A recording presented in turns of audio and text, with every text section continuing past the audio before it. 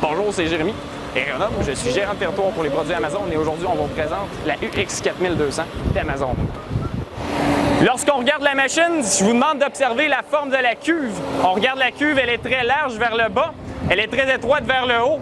Donc, on va avoir un centre de gravité qui est très bas, qui va se traduire sur la stabilité de la machine et qui se répercute aussi sur la stabilité de la rampe à l'arrière lors de la pulvérisation. Mais on va regarder maintenant, Nicolas va tourner. On va pouvoir voir s'il a activé le timon pivotant. Avec le timon, on va pouvoir voir que la machine va suivre les mêmes traces que le tracteur. Donc, ça peut être une belle option pour les cultures en rang telles que le maïs et le soya. C'est une machine qui répond autant aux critères de confort d'opération, aux exigences environnementales et aussi à la productivité et à la précision d'application des arroseuses. Si on regarde l'arroseuse, on regarde le boom qui est vraiment par-dessus la machine. Donc, on a une machine qui est très, très étroite.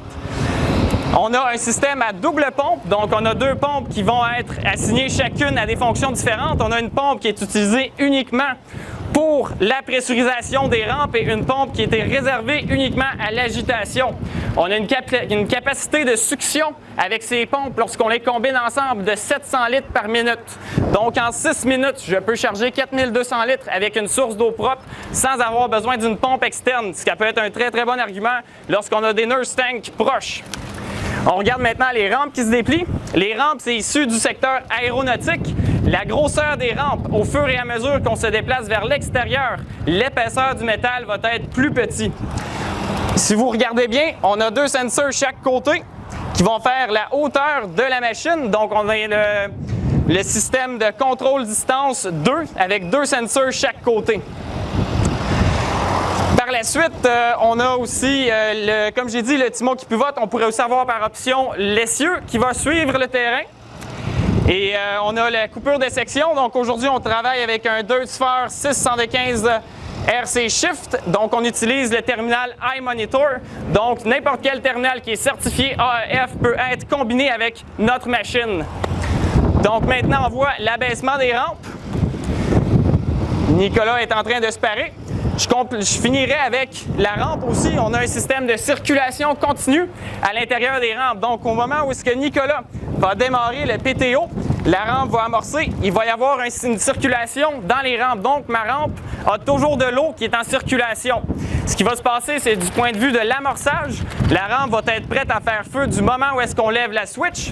Et aussi, très important, lorsqu'on va faire un nettoyage de la machine, on va être capable de nettoyer la machine au complet en ayant vidé la rampe complètement de tout résidu dans la machine. Donc maintenant, le PTO est en route, la machine est armée.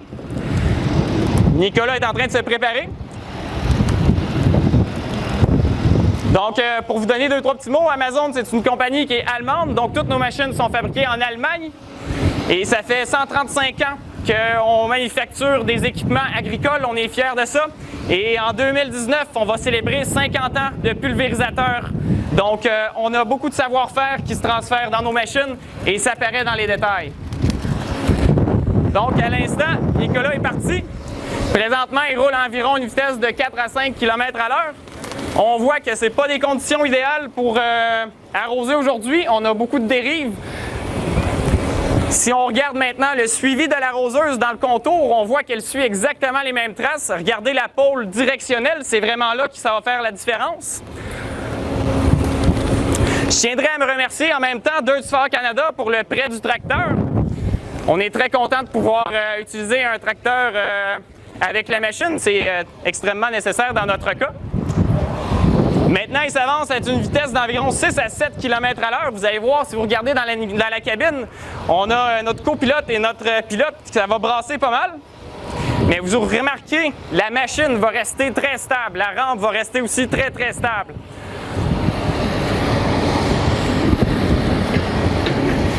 Donc, on voit que ça brasse, mais la rampe reste toujours droite. Il y a eu un petit surbressaut qui est normal. Maintenant, on va se diriger à une vitesse un peu plus rapidement. On va aller vers 10 km à l'heure pour vous montrer la croissance de la vitesse. C'est des jets.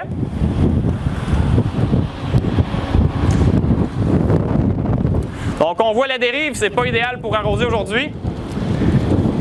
Il y a une chance que c'est juste de l'eau. Maintenant, Nicolas va effectuer son virage. Et je vous invite à remarquer, lorsque Nicolas va arriver à peu près à la hauteur de la deuxième pancarte, on va rouler à une vitesse d'environ 12 à 14 km à l'heure.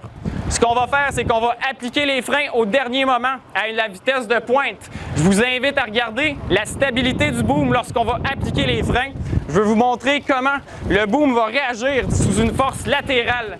Donc, on va pouvoir voir la force, comment elle s'applique et voir la stabilité de l'opération.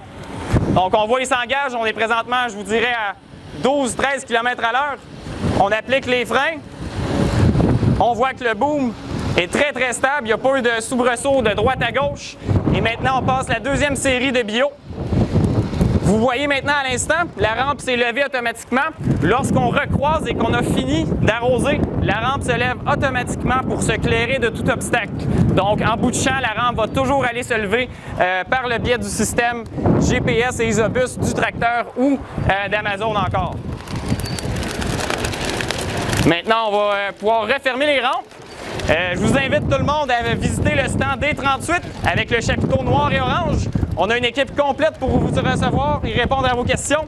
Je vous remercie d'être ici. Je vous remercie d'avoir participé aux démos et bonne chance à tous les autres concurrents de la démo.